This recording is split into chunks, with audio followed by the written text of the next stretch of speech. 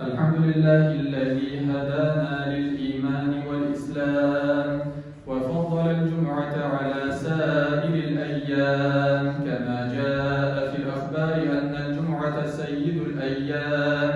أشهد أن لا إله إلا الله وحده لا شريك له شهادة موصلة إلى دار السلام، وأشهد أن محمدًا عبده ورسوله سيد الأنام، صلى الله تعالى عليه وعلى آله وأصحابه البررة الكرام، خصوصا منهم على أبي بكر الصديق وعمر الفاروق وعثمان ذي النورين وعلي المرتضى الأئمة رضوان الله تعالى عليهم أجمعين.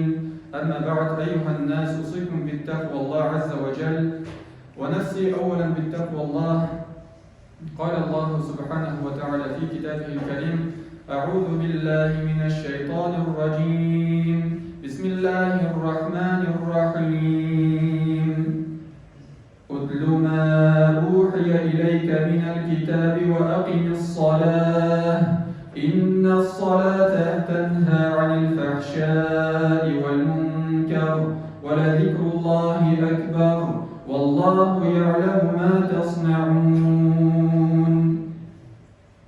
صدق الله العظيم. وقال النبي صلى الله عليه وسلم: أول ما يحاسب به العبد يوم القيامة الصلاة، فإن هي صلحت فقد أفلح وأنجح، وإن هي فسدت فقد خاب وخسر. صدق رسول الله. أما بعد. Barcha alimlarni, kishilarni va jinlarni, barcha jonli ham jonsiz maxluqlarni, ko'klarni va yerlarni yo'qdan bor qilib, tarbiyalab, ne'matlantirib, rizqlantirib turuvchi Robbimiz Allohga barcha maqtov, ulug'lovlarimiz, shukr ham rahmatlarimiz bo'lib erishib tursa edi. Va hamda ushbu dunyoda yashab, islom dinin baxt yo'lin, motor yo'lni o'zining motor ko'rgan o'rnagida yashab ko'rsatib qoldirgan oxirgi payg'ambar, suyukli payg'ambarimiz Muhammad Mustafa sallallohu alayhi va sallamga ko'ngil to'rlarimizdan chiqqan salovat shariflarimiz, xayr duolarimiz erishib tursa edi. Va hamda ushbu jum'a kunini, ushbu g'ibodatni, ushbu zo'r g'ibodatni zo'rlab, Alloh taolaning amriga bo'ysunib, ushbu muborak bino Alloh yurti masjidlarga jiyilishgan mu'min musulmon qardoshlarim, Alloh subhanahu va taolo har barchalarimizning ushbu dunyoda bandachilik bilan bilib ham bilmisha qilgan zo'r ham kichik gunoh xatolarimizni, yolg'izliklarimizni, kamchiliklarimizni o'zining keng mag'firati bilan yorliqasa g'afur qilsa edi. Endi Alloh subhanahu va taolaga iymon keltirgan mu'min musulmon kishisining ushbu dunyoda ko'rina turgan jemishi, totli jemishi, dalili, Alloh taolaga iymonning dalili o'lda bo'lsa, Alloh taolaga g'ibodat qilib. Alloh subhanahu va taolo aytdi Qur'oni Karimda, Alloh subhanahu va taolo aytdi: Bismillahirrohmanirrohim. وَمَا خَلَقْتُ الْجِنَّ وَالْإِنسَ إِلَّا لِيَعْبُدُونَ. صدق الله العظيم. Yani وَمَا خَلَقْتُ الْجِنَّ. Allah subhanahu wa ta'ala dürüstlükte min cinlerini وَالْإِنسَ ham kişilerini إِلَّا لِيَعْبُدُونَ. Yarattım, yoktan var kıldım, bari tek mina g'ibodat qilsinlar ishingina. Demak, mana bu bizning turmushimizning eng tub maqsadi.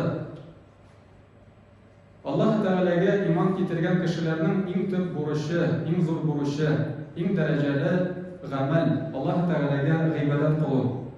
Bu bizning har vaqtda eng birinchi o'rinda bo'lib tiyish. Eng birinchi o'rinda bo'lib tiyish degansiz, ya'ni agarda bizning oldimizda, qarshimizda dunyo bilan g'ibodat, dunyo amali bilan g'ibodat qilish orasida nimadir soylov tursa, biz eng birinchi g'ibodatimizga kimchilik keltirmishi, g'ibodatimizni o'tagandan so'nggina dunyo ishine kirishamiz degan so'z. Hamida eng buyuk g'ibodatlarning birisi o'da bo'lsa namoz g'ibodati. Chunki bu odam bolasi bilan Alloh taolo orasida bo'lgan bizning Robbimiz Rabbimiz karşında bulgan elimtemiz, beyleniş, Allah Teala bilen bulgan elimtemiz, Allah Teala'ga bulgan şükürümüz, Allah Teala'ga bulgan bizlerni yoktan var buluşu, kişilerinin hem cinlerinin Rabbisi bulgan, büyük garışının Rabbisi bulgan, şu dünyalarını yoktan var buluşu, büyük zat Allah Teala bilen bulgan elimtemiz, namaz ibadeti. Allah Teala'ga şükür ettiğimiz, Allah Teala'ga kayıtığımız, hamide Allah Teala'nın rizalığına umtuluğumuz. Hamide şu namaz bilen bizim inde namaz ol bizim kıyamet gününde sıralaşır. Peygamberimiz sallallahu aleyhi ve sellem hadisi boyunca sıralaşır en birinci amel o da olsa namaz ibadeti. Peygamberimiz ayette Bismillahirrahmanirrahim. Evvelu ma yuhasabu bihil abdu yevmel kıyameti as-salah. Yani kıyamet gününde sıralaşır en birinci sırav o da olsa as-salah. Yani namaz. فَاِنْ هِيَ صَلِحَتْ فَقَدْ اَفْلَحَ وَاَنْجَحَ.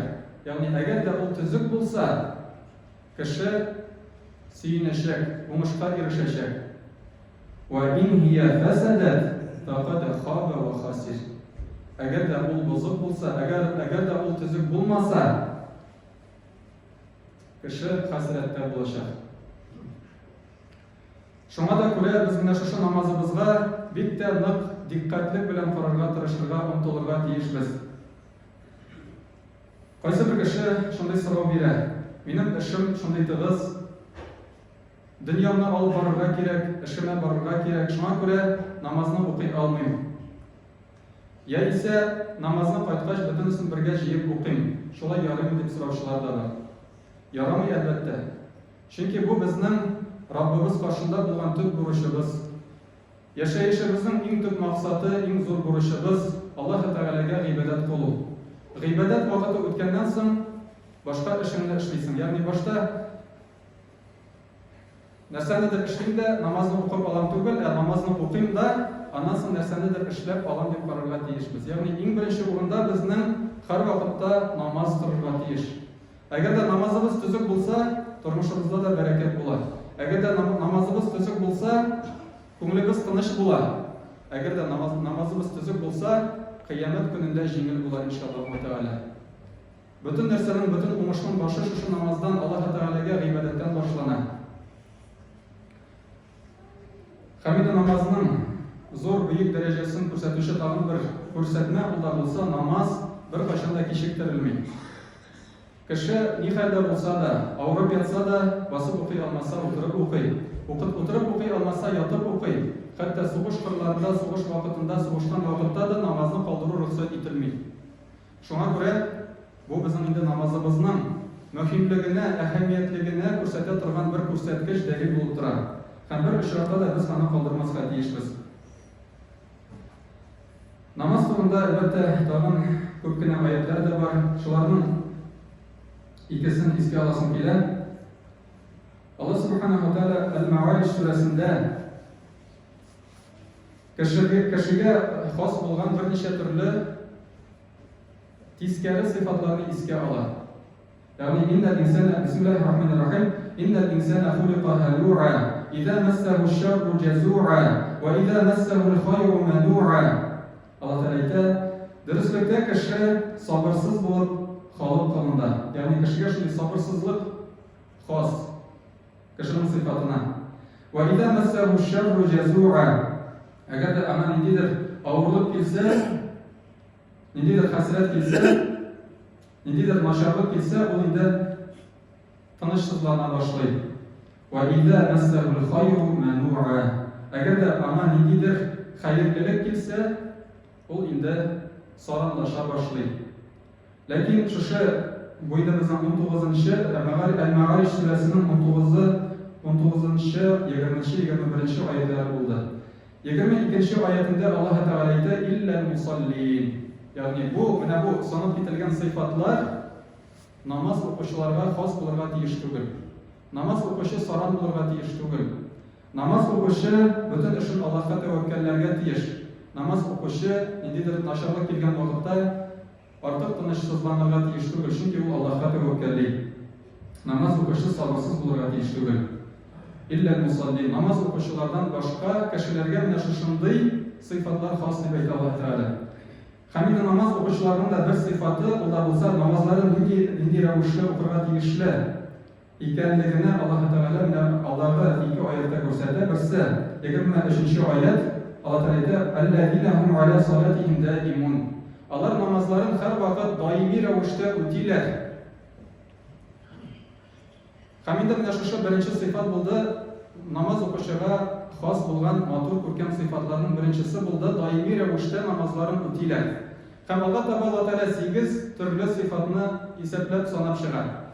Шушы намаз укучыга лаеклы булган, хас булган 8 төрле матур сыйфатларны санап чыга.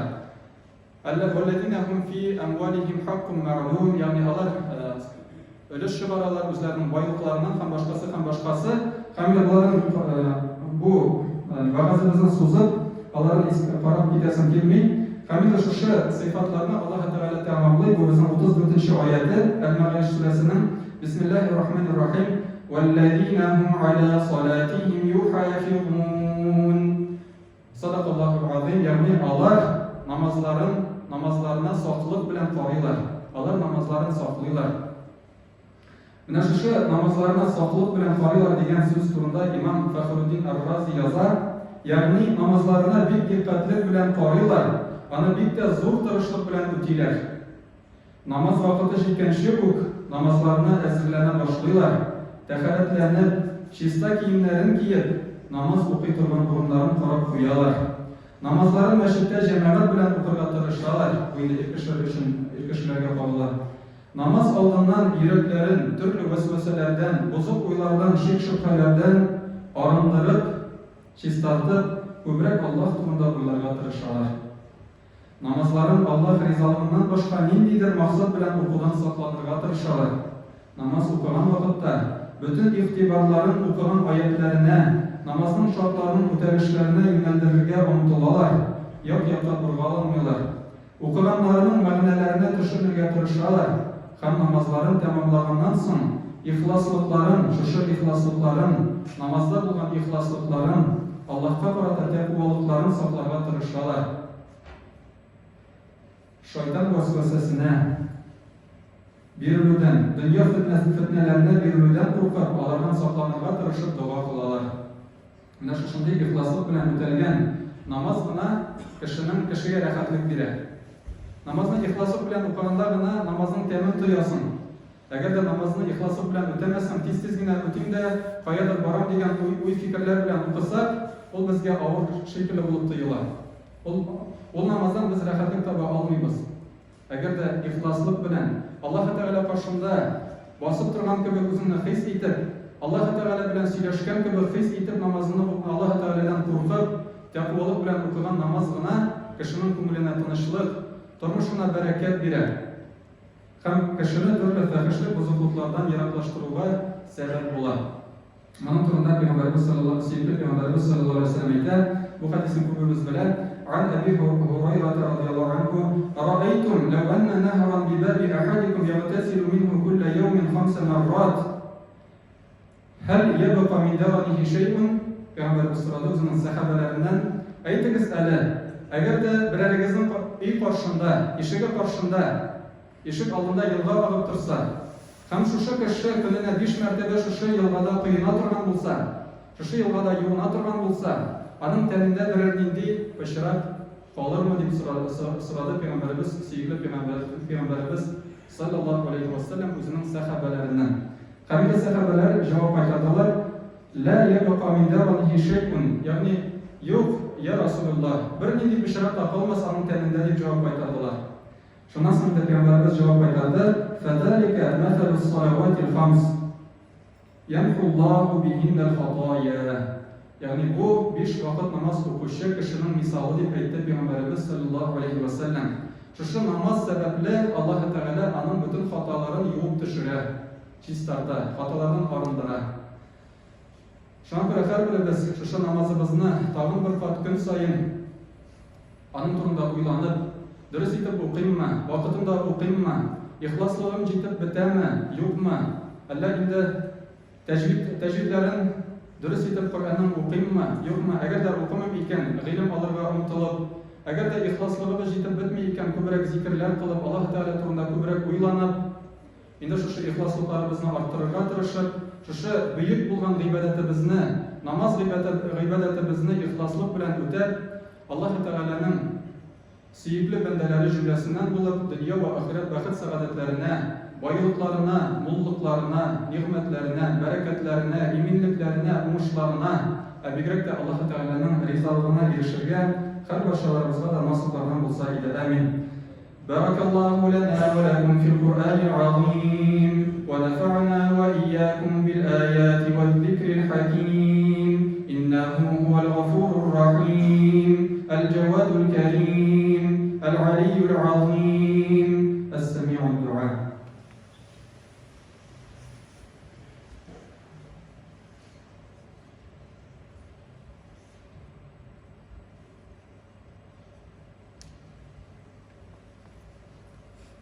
الحمد لله نحمده ونستعينه ونستغفره ونتوكل عليه ونعوذ بالله من شرور أنفسنا ومن سيئات أعمالنا.